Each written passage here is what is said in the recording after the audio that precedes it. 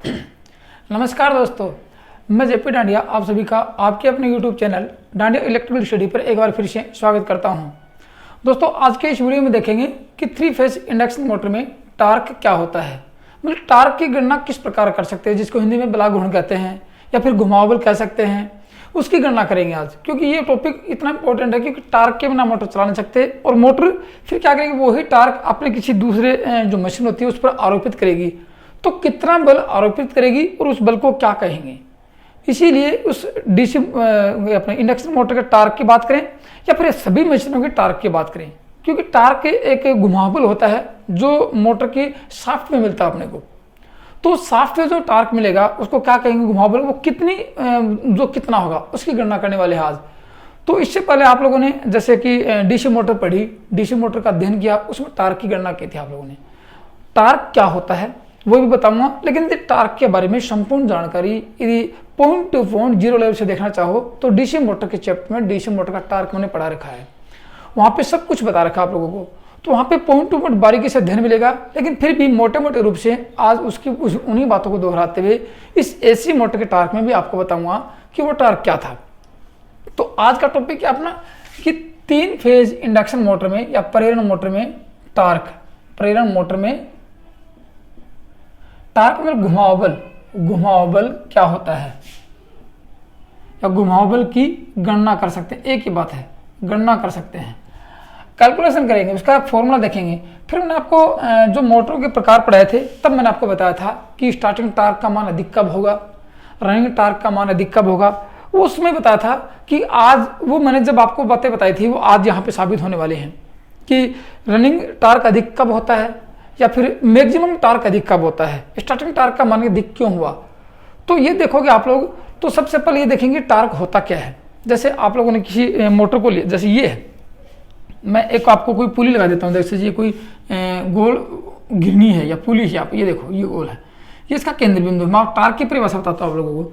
जैसे आप इसके ऊपर यहाँ बल लगाओगे, यहाँ बल लगाया तो ये इस दिशा में घूमेगी।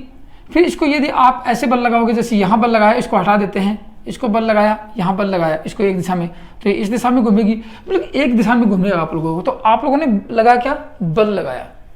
किसके लगाया, किसी वस्तु के अक्ष के चारों ओर। ये अक्ष का अक्ष है, ये क्या है, अक्ष है। आप घुमावबल की परिभाषा देखो, ये अक्ष है, ये कोई पुली है, यहाँ आपने बल लगाया, ये क्या लगाया, फोर्स लगाया, क्या लगाया, बल लगाया। अब बल लगाया तो बल लगाने से क्या होगा, ये घूमेगी। अब आप देखोगे दोनों से बल लगा देते, क्या घूमेगी, नहीं, क्योंकि बल बैलेंस बराबर हो जाएगा। इसलिए कहते हैं कार्य होता है यहाँ पे। तो बल किधर लगाया आप लोगों ने, तो बल लगाया आप लोगों ने यहाँ, जैसे यहाँ बल लगाया, एक यहाँ बल लगाया। अब ये किस दिशा में घूमेगी, माना कि इस दिशा में घूमी, तो ये क्या है इसका, ये रेडियस है इसकी, ये क्या है, आर, त्रिज्या इसकी। तो यदि किसी वस्तु के व्यास के ऊपर बल लगाओगे तो वह घुमावबल नहीं होगा, घुमावबल का मान 0 होगा। व्यास ये यहाँ पे बल लगा दो, यहाँ पे बल लगा दो, तो घुमावबल का मान 0 होगा। इसके कहते हैं अर्धव्यास पर बल लगा जाता है। घुमावबल उत्पन्न करने के लिए अर्धव्यास पर एक दिशा में बल लगाया जाता है। तो ये लगाया आप लोगों ने फोर्स, कहाँ लगाया, आर। तो क्या हुआ, घूमने वाला बल हुआ जिसने इस वस्तु को घुमाया। तो कह सकते हैं किसी वस्तु द्वारा या किसी वस्तु पर, एक ही बात है, वैसे घुमावबल की परिभाषा लिखेंगे, घुमावबल टार्क की परिभाषा, किसी वस्तु के चारों ओर या किसी वस्तु के अक्ष के चारों ओर या किसी वस्तु द्वारा अपने अक्ष के चारों ओर जो बल लगता है, जो बल लगाती है, उसको कहते हैं घुमावबल। जिससे वस्तु घूमती है एक ही दूरी पे, एक ही दिशा में एक ही दूरी पर घूमती है, उसको कहते हैं घुमावबल। ठीक है ना। अब देखो घुमावबल कहाँ, इसको टी से दर्शाते हैं। इसकी और यदि आप अच्छी तरह अध्ययन करना चाहो, परिभाषा देखना चाहो, तो डीसी मोटर के चैप्टर में जाके देखना, आप लोगों को अच्छी तरह पॉइंट टू पॉइंट मिलेगा। कभी आप जिंदगी में ये नहीं बोल सकते कि सर टार्क क्या होता है, पॉइंट टू पॉइंट दिखा मैंने आपको वहाँ पे। तो ये क्या है, ये टी बराबर क्या लिखेंगे, आपने बल लगाया एफ और इनटू कहाँ लगाया, त्रिज्या पर लगाया। अब यदि व्यास के ऊपर बल लगाएंगे तो घुमावबल ये घूमेगी नहीं, बल जरूर लगाया लेकिन कार्य नहीं हुआ, घूमी नहीं। जब तक नहीं घूमेगी ये घिरनी, जब तक आप ये नहीं कह सकते कि बल लगाया है। यहाँ पर लगाया तो यहाँ ये इस दिशा में घूमेगी, तो ये बल लगाया और बल लगाया तो अक्ष पे लगाया, ये हो गया टार्क। तो टार्क क्या होगा, घुमावबल, जिसको बला घूर्ण बोलते हैं, जिसको क्या कहें, बला घूर्ण। जिस बल से वस्तु घूमती है उसको कहते हैं बला घूर्ण। ये क्या है, बल, और ये क्या है, त्रिज्या। त्रिज्या को अर्धव्यास कह सकते हैं, अर्धव्यास। तो बल की परिभाषा लिख सकते हैं, बला घूर्ण की परिभाषा, बल व अर्धव्यास के दोनों फल के बराबर घुमावबल होता है। ठीक है ना। अब देखो बल की परिभाषा क्या थी, न्यूटन, बल की इकाई क्या है, न्यूटन, और अर्धव्यास की इकाई क्या है, न्यूटन मीटर है। तो बला घूर्ण की इकाई क्या रहेगी, न्यूटन मीटर। याद रखना टार्क की इकाई हमेशा न्यूटन मीटर होती है। क्यों, क्योंकि ये बल लगेगा अर्धव्यास के ऊपर, अर्धव्यास की इकाई होती है मीटर और बल की इकाई होती है न्यूटन, न्यूटन मीटर रहेगी। इसको Nm से भी दर्शाते हैं, ये याद रखना बात हमेशा। तो बला घूर्ण चाहे डीसी मोटर का हो, एसी मोटर का, किसी भी मशीन के ऊपर बला घूर्ण हो, तो उसके सबसे मेन बेसिक बात यही आती है। तो अब देखो एसी मोटर के बला घूर्ण की बात करें, प्रेरण मोटर में बला घूर्ण कहाँ मिलेगा आपको, जैसे शाफ्ट पे मिला, बल घूर्ण कहाँ मिलता है, शाफ्ट पे मिलता है। शाफ्ट ऐसे है, ये अपनी धुरी पे घूमती है, एक ही स्थान पर अपनी धुरी पे ऐसे घूमती है। तो ये क्या है, इसके ऊपर बल लग रहा है। कौन सा बल लग रहा है, ये बल लग रहा है घुमाव बल। अब ये कैसे उत्पन्न हुआ, विकसित कैसे हुआ अंदर से, वो मोटर की कैटेगरी देखो, डीसी मोटर है, एसी मोटर है। फिर यही बल किसी दूसरी मोटर पे यहाँ कपलिंग लगाएंगे, जैसे ये शाफ्ट थी, यहाँ कपलिंग लगाया, तो ये घुमावल इस बल, इस दूसरी जो शाफ्ट आई है, दूसरी मशीन आई, उसके ऊपर आरोपित हो गया। तो कह सकते हैं ये बल यहाँ आरोपित हो, वो भी घुमावल है, या फिर ये बल इसके ऊपर कहाँ से बल लगा, वो भी आरोपित बल ही है। तो शाफ्ट पर बल लगा वो आरोपित, या इस शाफ्ट ने इसको बल दिया, वो भी आरोपित बल है। लेकिन घूमनी चाहिए, अपनी धुरी पे घूमनी चाहिए, तब जाके कहेंगे ये घुमावल होता है। तो प्रेरण मोटर की घुमावल की बात करें, ये तो आपको मैंने घुमावल की सीधी सिंपल परिभाषा बताई है। इंडक्शन मोटर की घुमावल की बात करें, फिर आपको डीसी मोटर का भी बताऊंगा। इंडक्शन मोटर में टार्क की परिभाषा की बात करें कि टार्क क्या होता है, ठीक है ना, इंडक्शन मोटर में। तो देखो इंडक्शन मोटर में क्या था, प्रेरण मोटर में देखा जाए तो आपको पता है रोटर होता है, रोटर घूमता है, रोटर के साथ शाफ्ट घूमती है, शाफ्ट के, अब शाफ्ट, वो शाफ्ट क्या करती है, किसी भारी मशीन को बल देती है, या भारी मशीन को वो बल भारी मशीन पर आरोपित कर देती है, ठीक है ना। तो कह सकते हैं प्रेरण मोटर द्वारा या प्रेरण मोटर में टार्क वह बल होता है, या फिर किसी मशीन में टार्क वह बल होता है जो मोटर के शाफ्ट द्वारा या जो मोटर के शाफ्ट पर किसी भारी बल, किसी भारी भार पर आरोपित होता है। किसी मोटर के शाफ्ट द्वारा किसी भारी भार पर, किसी भारी लोड पर आरोपित किया जाता है, वह घुमावबल कहलाता है। या फिर किसी मोटर के रोटर पर अंदर से विकसित होने वाला बल जो रोटर को घुमाता है, वह बल या घुमावबल कहलाता है।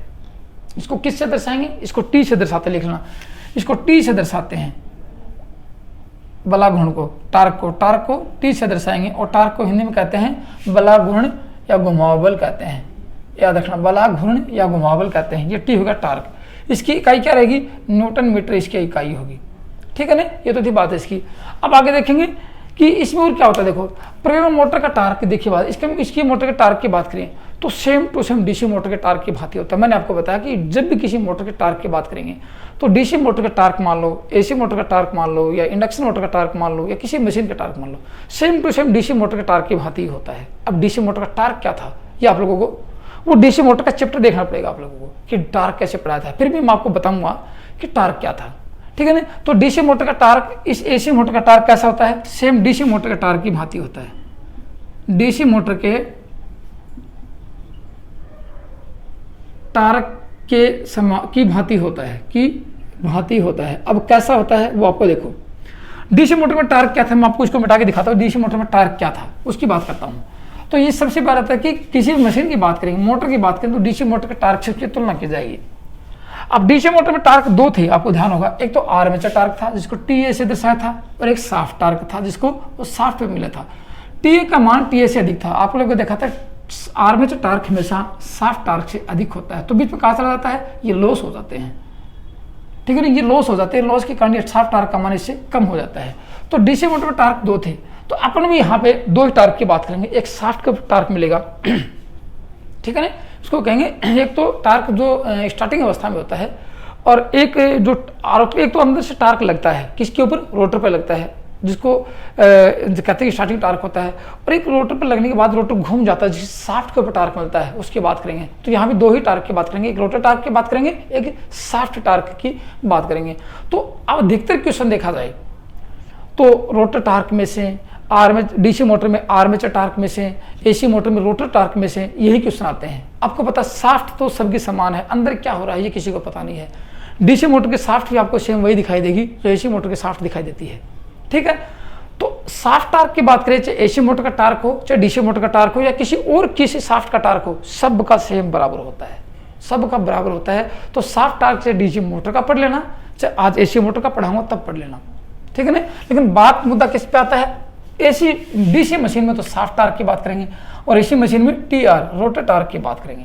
ये दोनों के दोनों मोस्ट इंपॉर्टेंट होते हैं और जिसके ऊपर प्रश्न आएगा रुकता नहीं है। इसलिए दोस्तों वीडियो को जरूर लास्ट टाइम तक देखिए कि डीसी मोटर में आर्मेचर टार्क पड़ा था, आज एसी मोटर में रोटर टार्क पड़ेंगे। रोटर टार्क होता क्या है, घूर्णक बड़ा घूर्णन क्या होता है, ठीक है। अब उसकी बात करते हैं। देखो अब प्रेरण मोटर में टार्क डीसी मोटर की भांति होती है। डीसी मोटर में टार्क इस आर्मेचर टार्क की बात करें कि डीसी मोटर में आर्मेचर टार्क किसके समानुपाती था, आप लोगों को ध्यान होगा टी ए समानुपाती था फाई आई ए, ये था। गौर से सुनना मेरी बात, ये दो ही बातें थी आपके सामने यहाँ पे। डीसी मोटर में टार्क के पास आपके दो ही थी। ये साफ्ट टार्क क्या थे आपको अभी बताऊंगा, इसका फॉर्मूला भी बताऊंगा कि साफ्ट टार्क क्या था, ठीक है ना। ये दो था। अब फाई क्या, देखो फाई कहाँ मिलता है, ये क्या है, फ्लक्स है। फाई क्या है, फ्लक्स है। ये मैग्नेटिक फ्लक्स है, फाई मैग्नेटिक फ्लक्स है। और आई ए क्या है, ये आर्मेचर धारा है, ये आर्मेचर करंट है। क्योंकि कुल चुंबकीय फ्लक्स और आर्मेचर करंट के गुणनफल के समानुपाती था डीसी मोटर का टार्क। ये बात करें डीसी मोटर के टार्क की बात कर रहे हैं, ये आप लोगों को वैसे पढ़ा चुका हूं, फिर भी आज इसका वर्णन क्यों किया, क्योंकि एसी मोटर का टार्क सेम डीसी मोटर के टार्क की भांति होता है। अब देखो ये कहाँ मिलता है, ये पोलो में मिलता है। ये कहाँ मिला, पोलो में, याद रखना ये पोल्स में मिलता है। और ये कहाँ, ये आर्मेचर में मिलता है धारा। तो पोल्स का तो चुंबकीय फ्लक्स लेंगे। गौर से सुनना मेरी बात। अभी ये एसी मोटर का टार्क बिल्कुल ईजी हो जाएगा यहाँ यदि आपको उसको समझ लोगे तो, ठीक है ना।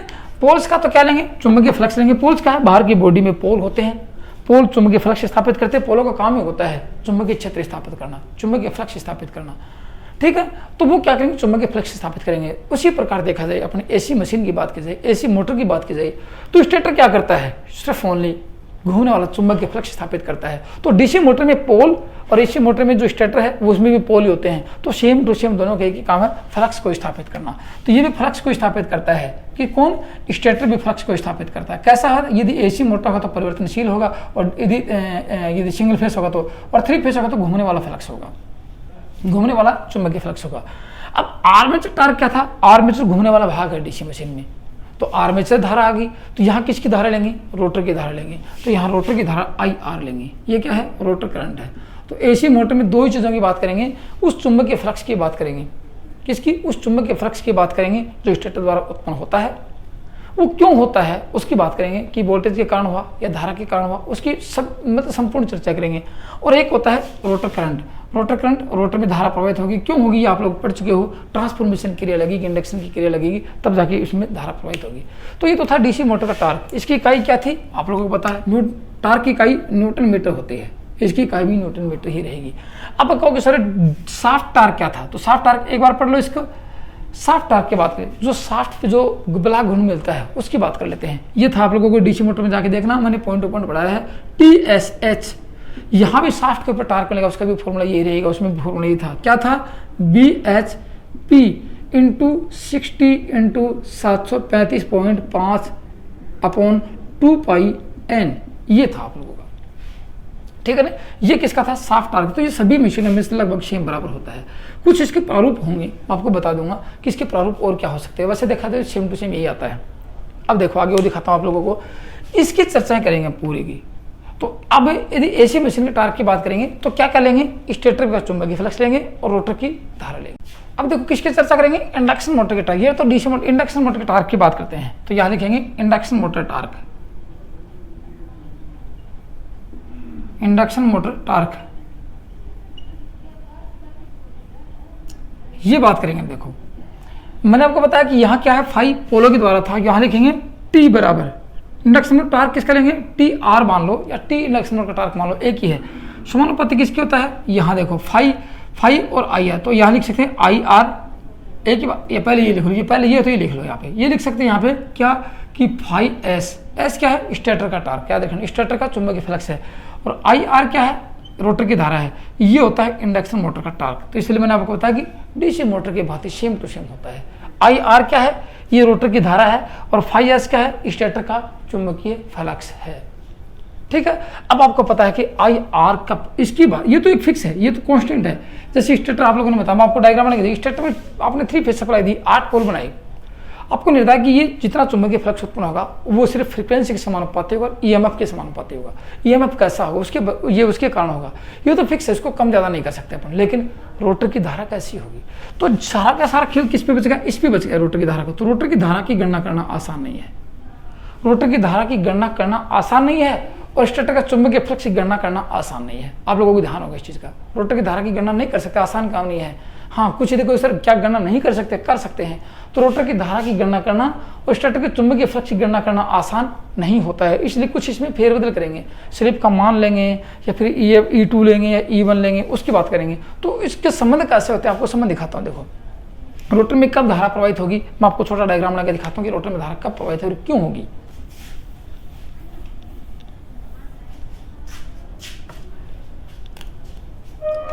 देखो ये लिया आप लोगों ने स्टेटर, मान लेते हैं स्टेटर दिखा देता हूँ आप लोगों को। ये क्या है, आपका स्टेटर ले लिया आप लोगों ने, ठीक है। स्टेटर में क्या थी, वाइंडिंग थी, कौन सी थी, 3 फेज की वाइंडिंग थी। क्या होगा, चुंबकीय फ्लक्स होगा, कैसा होगा, घूमने वाला होगा।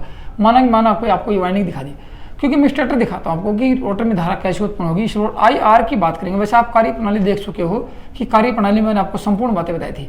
ये 3 फेज की वाइंडिंग स्थापित कर दी, माना कि 120 डिग्री के अंदर पर R, Y और B, ये 3 फेज सप्लाई देंगे यहाँ पे। अब देखो क्या होगा, यहाँ इसके अंदर क्या होगा, रोटर होगा। मान लीजिए कि ये रोटर स्थापित कर दिया आप लोगों ने इसके अंदर। रोटर में आप लोगों ने कितने प्रकार के रोटर होते हैं, 4 प्रकार के रोटर होते हैं। कौन कौन से, single cage, double cage, deep bar cage, wound rotor, 4 प्रकार के होते हैं ये। तो माना कि मैंने एक सिंगल केज रोटर की बात की, यहाँ पे छड़ लगा दी मैंने आपको, ये बार हैं जिसके ऊपर ये बार होंगी, ये बार होंगी। बार में क्या लगाएंगे, जैसे ये होल है, ये स्लॉट है, इसमें क्या करेंगे, छड़ लगा देंगे। इसमें ये छड़ लगा दी, छड़ को क्या करेंगे, शॉर्ट करेंगे। फिर आपको दिखाता हूँ इसमें IR कैसे उत्पन्न होती है और कैसे टार्क उत्पन्न होता है वो दिखाता हूँ। ये शॉर्ट कर दिया आप लोगों ने, ये शॉर्ट कर दिया आप लोगों ने। अब देखो इसमें क्या होगा, इसमें घूमने वाला चुंबकीय फ्लक्स की बात करता हूँ। इसमें क्या IR उत्पन्न कैसे हुआ, माना कि यहाँ आप लोगों ने विद्युत सप्लाई दी, तो कैसा चुंबकीय फ्लक्स हुआ, ये चुंबकीय फ्लक्स उत्पन्न हुआ, कैसा हुआ, घूमने वाला हुआ। ये हो गया फ्लक्स φS, जिसकी अपन बातें कर रहे हैं। ये कैसा होगा, घूमने वाला चुंबकीय फ्लक्स, ये होगा φS, घूमने वाला होगा, ये होगा φS। इसको क्या कहेंगे, इसको मैंने आपको बताया घूमने वाले चुंबकीय फ्लक्स की गति को क्या कहते हैं, ये NS होगी, ये आपकी NS होगी। ये क्या है, ये आपका स्टेटर है, ये क्या रहेगा, स्टेटर रहेगा। ये क्या है आपका, ये रोटर है आप लोगों का, ठीक है ना, ये रोटर है। अब रोटर में देखो ये NS है, तो अब रोटर घूमेगा, रोटर ये चुंबक फ्लक्स इसको काटेगा, ये घूमेगा, जो चुंबकीय फ्लक्स को काटता है ट्रांसफॉर्मेशन क्रिया लगती है, इसमें EMF उत्पन्न होता है। किसके नियमानुसार, फैराडे के नियमानुसार। फैराडे के नियमानुसार EMF उत्पन्न होगा, इसमें EMF तो ये देखो शॉर्ट सर्किट वाइंडिंग, इसमें धारा चलेगी। तो ये कौन सी धारा होगी, IR, रोटर धारा होगी। कब होगी, अब आपको देखो रोटर धारा होगी, इसकी बात करिए कब होगी। देखो जब तक ये चुंबकीय फ्लक्स इसको काटता रहेगा, जब तक ये चुंबकीय फ्लक्स इसको काटता रहेगा। आप लोगों ने पिछले 4 वीडियो में क्या देखा था कि NS ये गति है, ये इससे अधिक होती है, किससे, NR से, तभी तो इसमें EMF उत्पन्न होता रहेगा, रोटर घूमता रहेगा। अब NS और NR में अंतर है, तो आपको बताइए क्या है, ये सापेक्ष गति है। आप लोगों ने देखा होगा, मेरी वीडियो देखेंगे, ये क्या है, सापेक्ष गति है। जब तक मोटर में सापेक्ष गति रहेगी, रोटर घूमता रहेगा, रोटर में घुमावल लगता रहेगा। अब घुमावल का मान कितना होगा वो दिखाऊंगा, देखो यहाँ पे। अब सापेक्ष गति है, इसका मतलब क्या होगा, NS और NR में जो अंतर उसको कहते हैं स्लिप।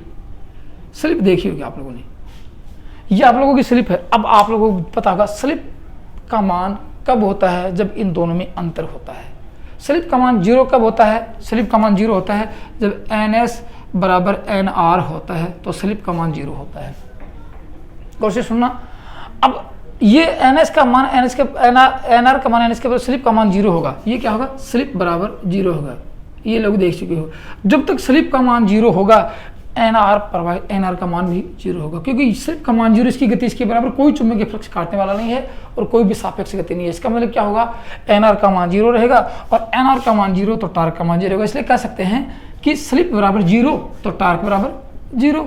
क्यों, क्योंकि NR बराबर 0 और NR बराबर 0 तो टार्क बराबर 0। तो कहने की बात है कि हाँ स्लिप का मान अवश्य चाहिए, आपको सापेक्ष गति अवश्य चाहिए।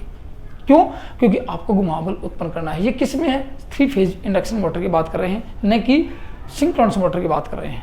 ठीक है, तो यहाँ क्या होगा, देखो यहाँ कुछ संबंध आपको और दिखाता हूँ। आप लोगों को मैं लिखते चले जाना सारी बातें, कुछ संबंध और दिखाता हूँ। इसका सोल्यूशन करेंगे यहाँ पे। अभी ठीक है ना। अब मान लीजिए कि आप लोगों NR और NS में अंतर है, बराबर क्या होगा, स्लिप उत्पन्न हुई। स्लिप कब बढ़ेगी, देखो मैंने आपको बताया कि माना कि इसकी गति 1000 आरपीएम है और इसकी गति माना कि 950 आरपीएम है। स्लिप का मान क्या हुआ, 50 आरपीएम, क्योंकि ये NS और ये NR दोनों में घटाएंगे 50 होगा। अब इसकी गति को कम किया, माने NR को कम 900 कर दिया, बोलो स्लिप घटेगी कि बढ़ेगी, 100 हो जाएगा।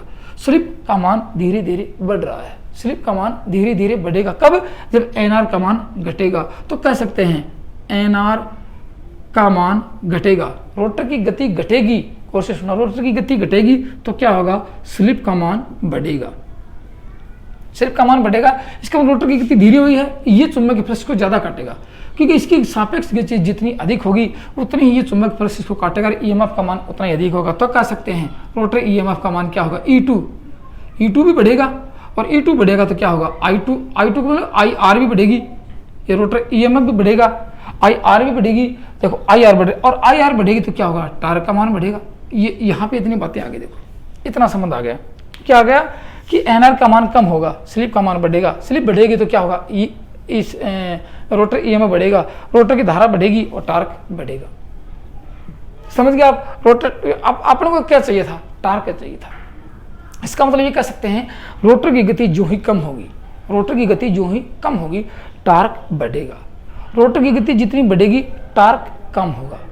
लेकिन रोटर की गति और टार्क में क्या संबंध हो गया, दोनों एक दूसरे के विपरीत हो चुके हैं। तो कह सकते हैं यहाँ पे एक बात और आ गई कि एल क्या है, लोड मान लीजिए, लोड को बढ़ाओगे, लोड बढ़ाएंगे तो रोटर की गति धीरे धीरे कुछ कम होती जाएगी। अब लोड बढ़ाया, रोटर की गति कम हुई तो टार्क क्या हुआ, लोड बढ़ाया टार्क भी बढ़ेगा, लोड बढ़ाएंगे टार्क भी बढ़ेगा। लोड के मान को घटाएंगे, लोड के मान को घटाएंगे तो रोटर की गति बढ़ेगी, रोटर की गति बढ़ेगी तो स्लिप का मान क्या होगा, स्लिप का मान, रोटर की गति बढ़ी स्लिप का मान कम होगा, स्लिप का मान कम होगा तो IR का मान कम होगा और टार्क का मान कम हो जाएगा। तो कह सकते हैं यहाँ भी टार्क भी कम होगा। इतना संबंध आ गया। मैंने आपको एक प्रत्येक पॉइंट टू पॉइंट समझ बता रहा हूँ कि परीक्षा में आपके सामने कौन सा संबंध आ जाए, फिर कहोगे सर हमें आपको आपने बताया नहीं। तो इतनी बातें आप लोगों को अब तक जितने संबंध बताए, किसमें, यहाँ तक कि एक डायग्राम में मैंने आपको बताया है, एक डायग्राम बताए हैं, लेकिन आपको समझ में आ गया होगा। यहाँ पे क्या देखो, ये कॉपर की या एल्यूमिनियम की छड़ होंगी, बताओगे आप लोगों को। ये वाइंडिंग किसकी है, ये वाइंडिंग देखो कॉपर की है, कॉपर की है, गौर से सुना मेरी बात, ये वाइंडिंग किसकी है, कॉपर की है। यहाँ कॉपर की या एल्यूमिनियम की छड़ होंगी, कौन सा विद्युत उत्पन्न होगा यहाँ पे, यहाँ E की बात करें, E2 की बात करें, इसमें AC उत्पन्न होगा। आप लोगों को पता कि वाइंडिंग है, AC उत्पन्न हो रही है तो क्या पावर फैक्टर नहीं होगा, पावर फैक्टर यहाँ भी होगा, कॉपर की वाइंडिंग है, पावर फैक्टर यहाँ भी होगा। कोस फाई किसका होगा, इसका भी कोस फाई होगा, किसका, स्टेटर का, और रोटर का भी कोस फाई होगा, रोटर का भी कोस फाई पावर फैक्टर होगा। और पावर फैक्टर पर धारा डिपेंड करती है। इसका मतलब क्या हो गया, यहाँ पे IR लेने के साथ, इंडक्शन मोटर में IR लेने के साथ रोटर का पावर फैक्टर अवश्य लेना पड़ेगा आप लोगों को, ठीक है, रोटर का पावर फैक्टर अवश्य लेना पड़ेगा। इसलिए कह सकते हैं यहाँ पे इस टार्क की गणना करते समय रोटर के पावर फैक्टर को हमेशा सम्मिलित किया जाता है, रोटर के पावर फैक्टर को हमेशा सम्मिलित किया जाता है, अन्यथा आप किसी टार्क की गणना नहीं कर सकते। क्यों, यहाँ AC उत्पन्न हो रही है और वाइंडिंग का प्रयोग किया, DC होती है तो पावर फैक्टर नहीं लेते, AC उत्पन्न हो रही है फैराडे के नियम अनुसार तो क्या पावर फैक्टर अवश्य लेंगे। तो यहाँ तक आगे समझ में, लोड बढ़ेगा तो क्या होगा, लोड बढ़ेगा तो IR बढ़ेगी। गौर से सुनना, लोड बढ़ेगा, देखो लोड और टार्क का मान, लोड बढ़ा IR बढ़ेगी, IR बढ़ेगी तो टार्क बढ़ेगा। इसका मतलब क्या कह सकते हैं, लोड बढ़ने से होगा क्या, टार्क क्यों बढ़ेगा, क्योंकि रोटर की धारा बढ़ेगी, रोटर की धारा बढ़ेगी तो टार्क बढ़ेगा। इसलिए कह सकते हैं लोड बढ़ेगा, रोटर की धारा बढ़ेगी, जिसके कारण रोटर का टार्क बढ़ेगा और कोस फाई प्रभावित होगा, कोस फाई भी प्रभावित, क्योंकि पावर फैक्टर यहाँ रोटर की धारा बढ़ेगी तो कोस फाई प्रभावित होगा, धारा के अनुसार ही प्रभावित होगा। तो कह सकते हैं यहाँ पावर फैक्टर प्रभावित होगा। इसलिए प्रेरण मोटर के टार्क की गणना करते समय यहाँ कोस फाई अवश्य लेंगे जाता है। तो नया फॉर्मूला क्या लिख सकते हैं इसका, किसका, टार्क का, लिख सकते हैं कि T समानुपाती फाई S IR और कोस फाई R, किसका, रोटर का पावर फैक्टर लेंगे यहाँ पे, क्योंकि टार्क किस में मिल रहा है, रोटर पे मिल रहा है। ये आपका होता है 3 फेज इंडक्शन मोटर का टार्क। क्या है, 3 फेज इंडक्शन मोटर के टार्क की बात करेंगे। अब आपको पता है रोटर के पावर फैक्टर की गणना नहीं कर सकते, रोटर की धारा की गणना नहीं कर सकते, रोटर में इस स्टेटर के चुंबकीय फ्लक्स की गणना नहीं कर सकते, आसान काम नहीं होता है। तो आगे किस प्रकार इसको सोल्व करके इसकी गणना कर सकते हैं वो आपको बताता हूँ। देखो आगे, अब देखो आगे कुछ समझ बताता हूँ आपको कि इसकी गणना नहीं कर सकते तो कैसे क्या करेंगे।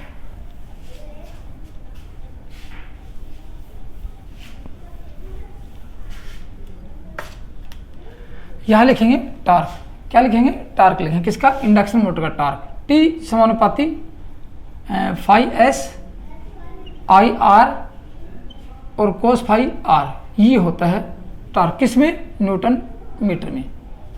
अब आप इस रोटर और स्टेटर के बारे में देखो, क्यों इसकी गणना नहीं कर सकते, क्यों गणना कर सकते हैं। देखो यहां कौन सी क्रिया लगी?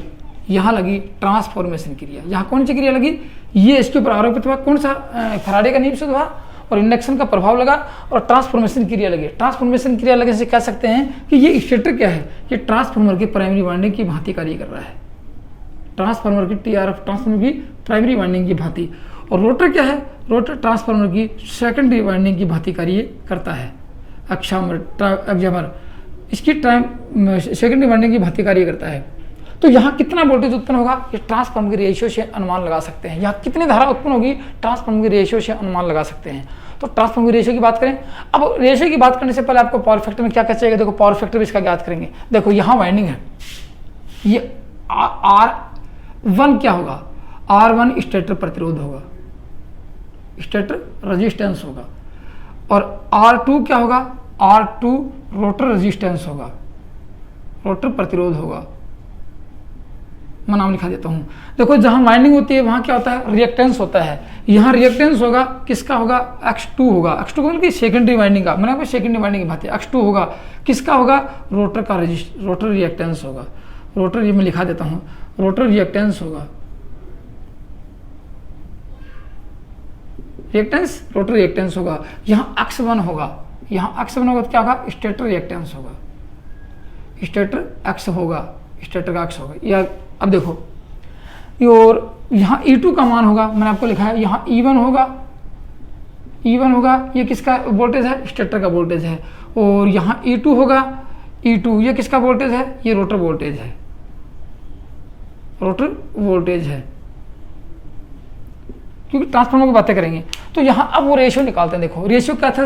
देखो रेशियो ये था ट्रांसफार्मर का कि E2/E1 बराबर N2/N1 बराबर I1/I2, ये रेशियो तो था।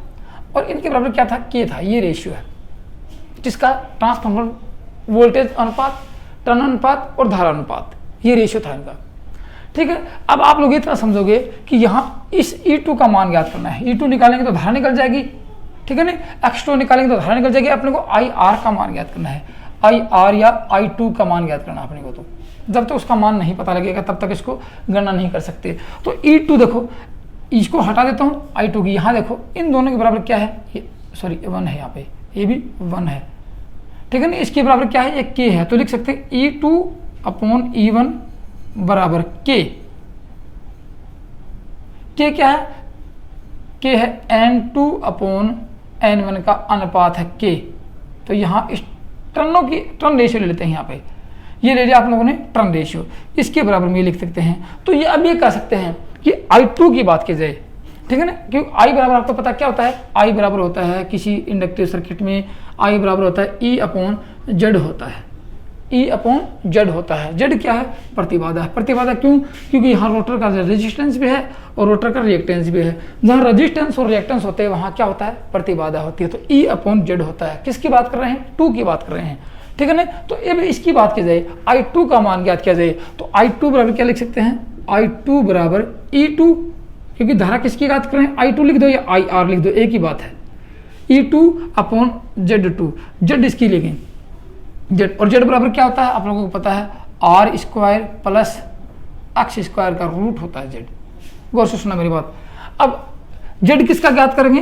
2 का। 2 का इस रेजिस्टेंस रोटर का बात कर लो, या 2 की बात करते हैं। ये 2 है ना, किसका है ये? यहाँ Z2 की बात करेंगे। Z2 की बात करें तो क्या होगा? ये Z2 की बात करें रोटर का होगा। रोटर का इम्पीडेंस याद कर रहे हैं। रोटर का इंपीडेंस मान लो या सेकेंडरी वाइंडिंग ट्रांसफार्मर में बहती इसका इंपीडेंस मान लेते हैं, तो यहाँ 2 लगा देंगे और यहाँ 2 लगा देंगे। रोटर का रिएक्टेंस लेंगे और रोटर की रेजिस्टेंस लेंगे, तो रोटर की इंपीडेंस याद कर लेंगे और रोटर के वोल्टेज में इसका भाग दे देंगे, तो क्या निकल जाएगा, रोटर की धारा निकल जाएगी। ठीक है, अब यहाँ लिख सकते हैं IR लिख दो या I2 लिख दो, एक ही बात है। IR लिख दो, यहाँ R लिखेंगे तो यहाँ R लिख दो, इसके बराबर में यहाँ R लिख देंगे, तो बात अलग है। यहाँ 2 लिखेंगे तो 2 ले लें। ये क्या है, सिर्फ ओनली रोटर की बात करें, ये तो सब कांस्टेंट है। ये क्या है, यहाँ तक की बात करें, यहाँ तक की बात करें, जैसे ऊपर वाला सब क्या है, ये कांस्टेंट है, रोटर नीचे है, नीचे वाला सब वेरिएबल होगा, किसके द्वारा, फ्रीक्वेंसी मोटर घूमेगी, सब वेरिएबल होगा, ऊपर वाला सब कांस्टेंट रहेगा। देखो यहाँ से I2 की बात करें तो I2 लिख सकते हैं E2 upon R2 square plus X2 square का रूट, ये आता है I2। इसमें आप इसकी धारा ज्ञात कर सकते हो, किसकी, इसमें रोटर की धारा ज्ञात कर सकते हैं। इसमें क्या कर सकते हैं, रोटर की धारा ज्ञात कर सकते हैं यहाँ पे। अब रोटर की धारा मिल गई। अब एक चीज़ और देखो, कोस फाई का मान निकालना है। कोस फाई बराबर देखो किसका कोस फाई निकालेंगे, अब पावर फैक्टर बराबर आपको पता है R का निकालेंगे या 2 निकालेंगे, एक ही बात है, R निकालो या 2 निकालो। 2 क्या है, रोटर की बात कर रहे हैं। कोस फाई का फॉर्मूला क्या है, आपको पता है, पावर फैक्टर बराबर होता है, कोस फाई बराबर होता है R अपॉन जेड। गोष्ठी सुना, R अपॉन जेड होता है। R किसका लेंगे, यहाँ 2 की बात करेंगे, यहाँ 2 लेंगे, यहाँ भी 2 लेंगे। कोस फाई 2 ले रहे हैं तो R2 ले लिया अपॉन Z2 की बात, Z का मान ज्ञात करें। Z क्या आपके सामने, ये Z2, तो यहाँ इसकी बात कर लेते हैं R2 square plus X2 square, ये आपका आ गया रूट। गोष्ठी सुना, तो आपके सामने 2 फॉर्मूले और निकल के आएंगे आपके सामने। अभी 2 फॉर्मूले कौन कौन से निकल के आएंगे, ये देखो, एक फॉर्मूला तो आपको ये रहेगा और दूसरा फॉर्मूला आपको मैं अभी देखो दिखा देता हूँ कि ये हो गया आपका टी समानुपाती। एक बार इसका मान, ये तो कांस्टेंट है, तो लिख लो फाई एस और IR, एक तो ये हो गया। एक बार इसका मान रखेंगे तो लिख देंगे, इसका मान क्या आपके सामने, कोस फाई का मान आ गया ये, तो लिख दो R2 upon R2 square plus X2 square का रूट, ये आपके सामने आएगा फॉर्मूला किसका, ये फॉर्मूला आएगा इस इंडक्शन मोटर में टॉर्क का फॉर्मूला, एक आपके सामने आएगा। फिर दूसरा, कभी इसका मान भी रख के देंगे कि IR2 लिख दो या I2 का, इसका मान भी रख के बताऊंगा आपको कि इसका मान रखने के बाद में फॉर्मूला क्या बनता है। ठीक है ना, मैंने आपको मान दिया कि इसका मान, इस कोस फाई का मान ऐसे ज्ञात कर सकते हैं। रोटर का रेजिस्टेंस सब मिलेगा आपको, X2 का मान मिल जाएगा और यहाँ पे इसका मान ज्ञात कर सकते हैं। फिर IR भी निकाल सकते हैं, IR में रोटर की धारा भी निकाल सकते हैं। अब उसका फॉर्मूला कैसा होगा आपको भी दिखाता हूँ। अब देखो स्टार्टिंग की अवस्था, ये तो क्या है कि मोटर को अब तक चलाया नहीं है, चलाने के बाद क्या होगा वो बाद ही बताएंगे। तो उससे पहले देखो, एक बार इसका मान रखा, अब एक बार इसका मान रख देते हैं, किसका, इस टी का मान रख देते हैं। फिर दोनों को देखो, टी बराबर 1, ये लिख लिया, टी बराबर कर देते हैं। ये तो कांस्टेंट है, इसको ले चाहे मत ले, कोई बड़ी बात नहीं है। फाई ऐसे ले लेते हैं, कोई बड़ी बात नहीं है। ये कांस्टेंट है, इसको नहीं लेंगे तो क्योंकि तो आपको पता है कांस्टेंट है, कांस्टेंट के बदले यहाँ लगा दिया। तो कर सकते हैं IR का मान रख देते हैं। IR आपके सामने क्या है, E2 अपॉन, ये आपके सामने है R2 square plus X2 square का रूट हो गया। फिर इनटू ये R2 upon R2 square plus X2 square का रूट हो गया। एक फॉर्मूला ये आ गया। अब इन दोनों को सोल्व करते तो फॉर्मूला क्या निकलता है आप लोगों के सामने, टी का फॉर्मूला। ये एक देखो, एक तो फॉर्मूला ये था, एक फॉर्मूला आपके सामने, दूसरा ये आ गया। तीसरा फॉर्मूला अभी आपको बता रहा हूं, तीसरा फॉर्मूला क्या होगा। देखो तीसरा फॉर्मूला यहां कर देता हूं मैं कि तीसरा फॉर्मूला रहेगा टी बराबर, देखो टी बराबर E2 हो जाएगा और R2 ऊपर गुणनफल हो जाएंगे। लेकिन यहाँ दोनों सेम राशियाँ, देखो यहाँ दोनों सेम है तो ये अंडर हट जाएगा, तो बच क्या जाएगा आपके सामने नीचे कि R2 square plus X2 square. ये आपके सामने एक फॉर्मूला और नया आएगा आपके सामने। किसका आएगा, ये आएगा इस इंडक्शन मोटर की बात कर रहे हैं। इंडक्शन मोटर का फॉर्मूला आएगा सेम टू सेम, यही आएगा आपके सामने। ये कब होगा इंडक्शन मोटर टार का फॉर्मूला, ये सिर्फ ओनली कांस्टेंट अवस्था में, अब तक मोटर घुमाई नहीं है। घुमाने के बाद क्या होगा वो अब बताता हूँ कि मोटर की रनिंग अवस्था में फॉर्मूले क्या रहेंगे, किस प्रकार इस टार की गणना कर सकते हैं। क्योंकि चलेगी तो क्या होगा, स्लिप का मान उत्पन्न होगा। स्लिप होगी तो स्लिप के अनुसार उसका रेजिस्टेंस तो नहीं बदलेगा, लेकिन एक्स का मान बदल जाएगा, उसको पावर फैक्टर का मान बदल जाएगा, E2 का मान बदल जाएगा, IR का मान बदल जाएगा, सब कुछ बदल जाएगा। तो उसके बदलने के बाद फॉर्मूला क्या होगा उसकी बातें कर लेते हैं। देखो यहाँ पे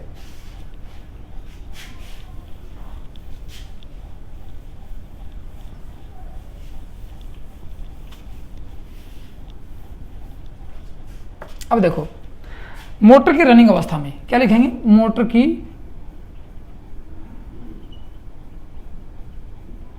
रनिंग अवस्था में या मोटर के चलने के बाद क्या होगा, अवस्था में टार्क की गणना करेंगे रनिंग अवस्था में। वो तो स्थिर अवस्था में थी, अब मोटर आपको पता है ये कंडीशन लगी कि मोटर घूमेगी, अब क्या होगा, मोटर घूमते स्लिप का मान होगा। तो कह सकते हैं रनिंग अवस्था में क्या होगा, NS होगी और NR का मान उत्पन्न होगा और स्लिप का मान उत्पन्न हो जाएगा। उसमें स्लिप क्या थी, 100% स्लिप थी, अब 100% नहीं होगी, ये स्लिप होगी, स्लिप उत्पन्न होगी, अब कितनी होगी वो तो इसकी स्पीड देखी जाएगी, इन दोनों का अंतर होगा, ठीक है ना।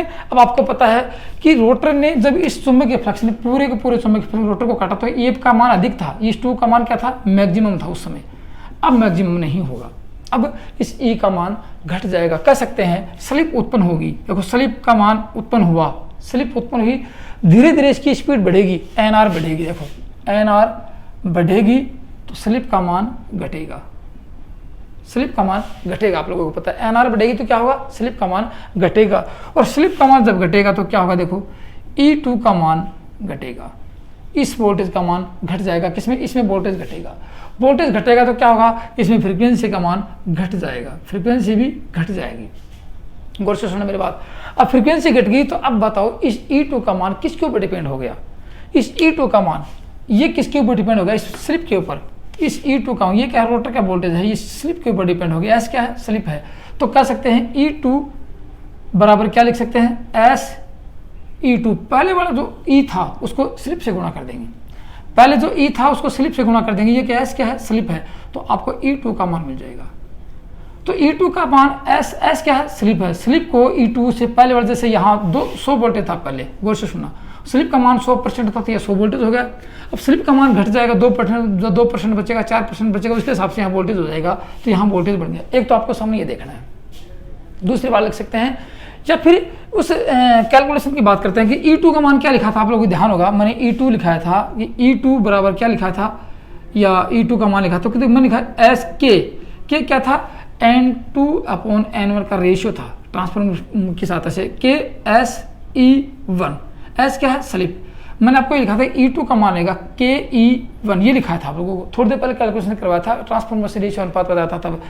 अब किसके ऊपर डिपेंड हो गया, E2 का मान S के ऊपर डिपेंड हो गया, तो ये भी लिख सकते हैं E2 बराबर KSE1, S ये क्या है, ये ट्रांसफॉर्मर से रेशियो, ये S स्लिप और E1 इस प्राइमरी का वोल्टेज, ये टर्नों के अनुसार इसके ऊपर होगा, ये भी E2 का मान लिख सकते हैं कि मोटर के चलने के बाद से रोटर वोल्टेज का फॉर्मूला क्या रहेगा, ये रोटर वोल्टेज का फॉर्मूला रहेगा। तो 2 फॉर्मूले आपके सामने आ गए, ठीक है। अब E2 की बात करें, यहाँ पे E2 का फॉर्मूला ये आया है, तो अब क्या इसमें मान बदलेगा, इस E1 का मान नहीं बदलेगा, E1 स्थिर होता है। तो अब देखो I2 की बात करें, क्या I2 बदलेगी, I2 का मान IR का मान, I2 क्या है, IR है, I2 का मान क्या है, IR है, और रोटर की धारा है, ये रोटर की धारा IR बोल दो चाहे I2 बोल दो। अब रोटर की धारा किसके ऊपर डिपेंड होगी, देखो रोटर की धारा मैंने आपको बताया कि रोटर की धारा इसकी E2 के ऊपर डिपेंड थी, स्लिप के ऊपर डिपेंड थी, स्लिप का मान घटा है, रोटर की धारा घटी है, स्लिप का मान बढ़ेगा, रोटर की धारा बढ़ेगी, ठीक है। तो अब स्लिप कैसे ज्ञात कर, मैं आपको बताया स्लिप को मान धारा का मान कैसे ज्ञात कर सकते हैं वाइंडिंग में, कि I बराबर होता है E/Z या V/Z होता है, ये ऐसी चैप्टर आपने पढ़ा होगा तो आपको ध्यान होगा। यदि वोल्टेज में प्रतिबाधा का भाग दे देंगे तो यहाँ लिखेंगे E2/Z2, ये लिखा था। E2 किसके ऊपर डिपेंड हो गया, S के ऊपर डिपेंड हो गया। Z2 का मान, क्योंकि फ्रीक्वेंसी घटेगी, देखो FR का मान जब घट रहा है, FR घटेगी तो XL का मान अवश्य घटेगा, X का मान अवश्य घटेगा, ये X है, और X और R नहीं घटेगा, R2 कांस्टेंट रहेगा। याद रखना बात की, रनिंग अवस्था में R2 एक ही चीज़ रनिंग अवस्था में कांस्टेंट होती है। देखो X का मान बदल जाएगा, रोटर में धारा का मान बदल जाएगा, रोटर की फ्रीक्वेंसी बदल जाएगी, रोटर की वोल्टेज बदल जाएगा, लेकिन रोटर का प्रतिरोध बदलने वाला नहीं है। इसलिए काफ़ी बार आपसे पूछा जाता है कि मोटर की स्टार्टिंग अवस्था से लेकर मोटर की रनिंग अवस्था तक किसका मान कांस्टेंट होता है, किसका मान कांस्टेंट होता है। यहाँ इसका मान किसका, R2 मतलब रोटर का प्रतिरोध का मान कांस्टेंट होता है, इसका मान बदलने वाला नहीं होता है, ठीक है। तो अब इसका मान देखो, फ्रीक्वेंसी का मान घटा तो इस एक्सल का मान घटा, क्योंकि एक्सल फ्रीक्वेंसी के समानुपाती होता है। क्यों होता है, आप लोगों को मैंने बताया होगा, कि एक्सएल बराबर 2 पाई एफ एल होता है। ये दोनों कांस्टेंट होते हैं, ये भी। तो इसका मान इसके ऊपर डिपेंड हो गया, फ्रीक्वेंसी का मान घटेगा तो इसका मान घटेगा, फ्रीक्वेंसी का मान बढ़ेगा तो इसका मान बढ़ेगा, इसलिए इसका मान डिपेंड हो गया। यदि एक्स का मान इस फ्रीक्वेंसी पर डिपेंड है तो जेड का मान भी फ्रीक्वेंसी पर डिपेंड हो जाएगा, जेड का मान भी एफ आर पे ही डिपेंड हो जाएगा। और जेड का मान फ्रीक्वेंसी बदलेगी स्लिप का मान बदलते ही, तो फ्रीक्वेंसी बदलेगी जेड का मान बदल जाएगा। तो यहाँ लिख सकते हैं कि इस जेड का मान भी बदल चुका, किसके अनुसार? उस स्लिप के अनुसार बदल चुका है। तो यहाँ लिख सकते हैं I2 का मान सेकेंडरी वाइंडिंग में मोटर चलने के बाद वोल्टेज, रोटर वोल्टेज और रोटर की प्रतिबाधा दोनों पे डिपेंड करता है। तो I2 का मान ज्ञात कर सकते हैं। इसका मान अब आपको पता है कि रोटर का, देखो ये जेड क्या है, जेड का मान क्या था? जेड बराबर आप लोगों को पता है कि R square plus X square होता है। इसका मान बदल गया है किसके अनुसार? फ्रीक्वेंसी। फ्रीक्वेंसी क्यों बदली? देखो मैंने आपको बताया कि जब रोटर की गति बढ़ेगी, एन आर बढ़ेगी तो स्लिप का मान घटेगा, स्लिप घटेगी तो एफ आर घटेगी, एफ आर घटेगी तो एक्सल घटेगा, एक्सल घटेगा तो जेड घटेगा। इतना संबंध था यहाँ पे। अब देखो इसका मान भी बदलेगा इस फ्रीक्वेंसी के अनुसार। तो लिख सकते हैं I2 बराबर, देखो इसका मान I2 बराबर क्या सकते हैं? SE2 सेकेंडरी वाइंडिंग में स्लिप के अनुसार वोल्टेज, रनिंग अवस्था में वोल्टेज, फिर लिखे R2 स्क्वायर, इसका मान क्योंकि 2 यहाँ लगाएंगे, 2 यहाँ लगाएंगे, R2 स्क्वायर प्लस SX2 स्क्वायर। एस क्यों लगाया? क्योंकि मोटर के रनिंग अवस्था में स्लिप के अनुसार एक्स, इस एक्स का मान होगा। तो यहाँ I2 का मान अब इस प्रकार ज्ञात कर सकते हैं। सेम वही फॉर्मूला था जो आपने कांस्टेंट अवस्था में देखा था, मोटर के नहीं चलने की अवस्था में देखा था। अब मोटर के चलने के बाद क्या होगा उसकी बातें कर रहा हूँ मैं यहाँ पे, ठीक है। तो एक तो मान अब ये आ गया, दोनों का मान। अब दो चीज़ आपके सामने आएंगी। यहाँ आपके सामने फॉर्मूला कौन सा था? यहाँ उस पावर फैक्टर की बात करेंगे। आपके सामने फॉर्मूला कौन सा था? ये था फॉर्मूला, में लिखा देता हूँ कि जैसे T बराबर था, T बराबर फाई एस और आई आर और कोस फाई, इसकी बातें कर रहे हैं। आई आर का मान आप लोगों ने मोटर चलने के बाद निकाल लिया है। किसका मान निकाला है? आई आर का मान मोटर चलने के बाद निकाल लिया है। कोस फाई का मान निकालना है मोटर चलने के बाद। क्या कोस फाई पर भी अंतर होगा? आप लोगों को पता है कि मोटर चलेगी, जेड प्रभावित होगी, तो कोस फाई क्या है? कोस फाई बराबर आर अपॉन जेड। ये तो स्थिर है R2 का मान, लेकिन जेड 2 का मान बदलेगा, बदलेगा नहीं? तो जेड 2 का मान बदलेगा तो कोस फाई भी बदलेगा, इसलिए कोस फाई का मान भी निकाल लेते हैं, ठीक है ना। अब लिखेंगे कोस फाई 2, मतलब कि मोटर चलने के बाद रोटर का पावर फैक्टर क्या होगा उसकी मैं प्रत्येक फॉर्मूला होता है कि मोटर चलने की रनिंग अवस्था में क्या होगा, स्थिर अवस्था में पहले लिखवा दिया, रनिंग अवस्था में क्या होगा। देखो R2 का मान नहीं बदलेगा, मैंने आपको बताया कि इसके ऊपर कोई प्रभाव पड़ने वाला नहीं है। तो इसका R2 की कोस फाई है, ये R2 अपने कोस फाई का फॉर्मूला क्या है? R upon Z.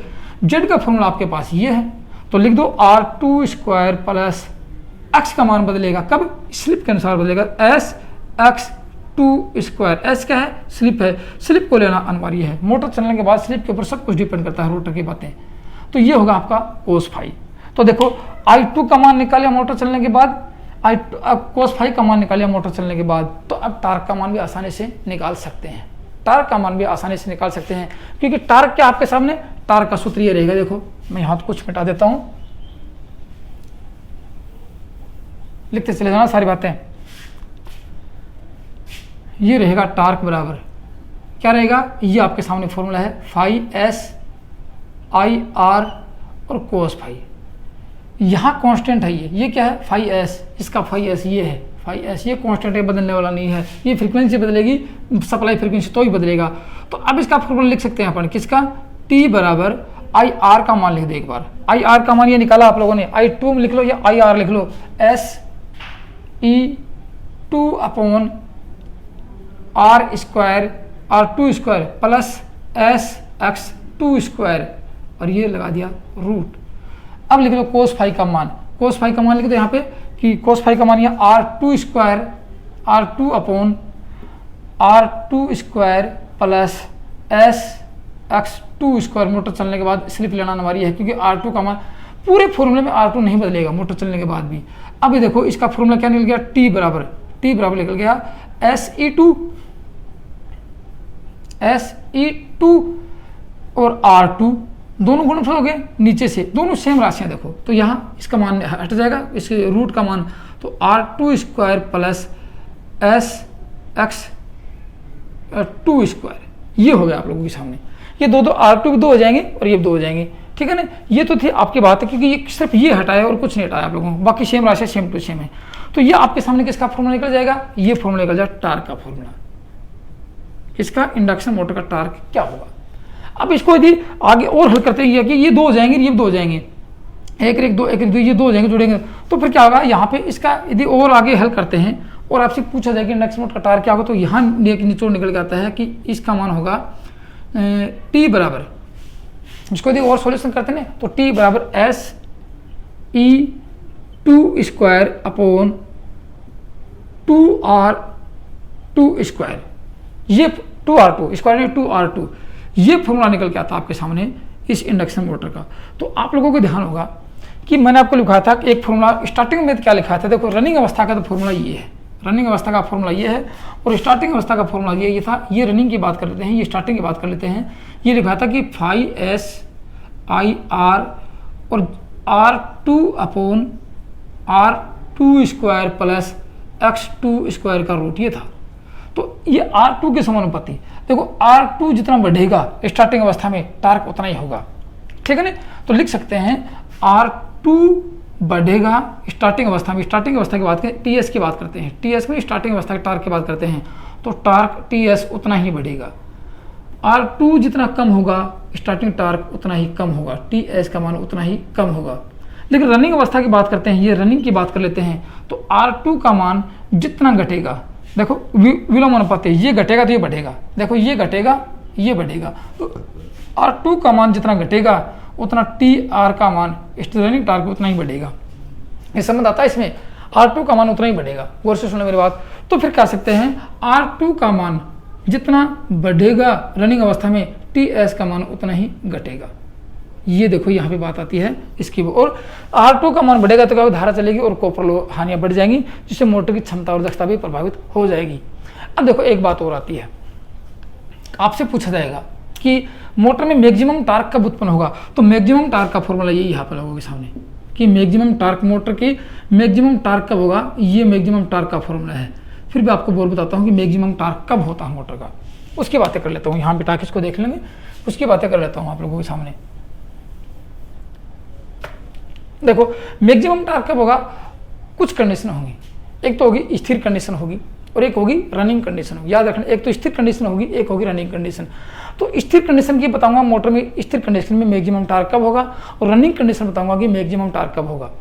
लेकिन उससे पहले एक चीज़ देख लेना कि रनिंग कंडीशन हो चाहे वो अपने कांस्टेंट स्थिर कंडीशन हो, मोटर के रोटर का प्रतिरोध बदलने वाला कभी नहीं होगा। हाँ, यदि स्लिप-रिंग मोटर की बात करें तो उसका प्रतिरोध अपने मैनुअली बदल सकते हैं, लेकिन उस राशियों के अनुसार नहीं बदलेगा। तो कांस्टेंट जो अभी ये मोटर के स्थिर अवस्था में एक चीज़ और आ गई कि स्थिर अवस्था में जो पैरामीटर आप लोगों ने लिखे थे यहाँ से लेके यहाँ तक, ये पैरामीटर आप लोगों ने जो अब तक लिखे हैं यहाँ तक के फॉर्मूले, ये पैरामीटर लिखे हैं, ये किसके बराबर थे, यहाँ से यहाँ तक के। मोटर की कांस्टेंट अवस्था में ये पैरामीटर, कांस्टेंट अवस्था में,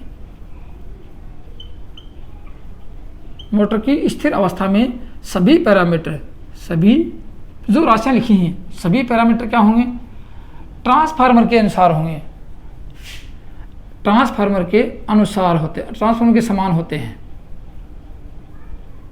क्या होंगे, ट्रांसफार्मर के समान होंगे। लेकिन जब मोटर की घूम जाती है, मोटर की रनिंग अवस्था आती है तो सबका मान बदल, ये सिर्फ कांस्टेंट अवस्था में ही होता है, रनिंग अवस्था में सबका मान बदल जाता है, छोड़ के रोटर रेजिस्टेंस का मान। तो अब बताता हूं कि रोटर की कांस्टेंट अवस्था में मैक्सिमम टार्क कब होगा। ये कांस्टेंट अवस्था की बात कर रहे हैं, मैक्सिमम टार्क कब होगा, मैक्सिमम टार्क कब होगा मोटर में। काफ़ी बार आपसे प्रश्न पूछा जाएगा कि मोटर की कांस्टेंट अवस्था में मैक्सिमम टार्क कब होता है, जब R2 का मान X2 के बराबर होता है तो मैक्सिमम टार्क होता है, याद कर लेना बात। और रनिंग अवस्था में कब होगा, रनिंग अवस्था की बात, मोटर चलने के बाद रनिंग टार्क मैक्सिमम कब होगा, रनिंग मैक्सिमम टार्क कब होगा, चलने के बाद रनिंग मैक्सिमम टार्क कब होगा। अब देखो रनिंग मैक्सिमम टार्क की बात करो तो देखो R2 का मान तो बदलने वाला है नहीं कि R2 बराबर ये बदलेगा, ये किसके अनुसार बदलेगा, स्लिप के अनुसार, तो SX2 के बराबर होगा, तो आपका रनिंग टार्क सबसे अधिक हो सकता है। ये आप लोगों की कंडीशन आ गई।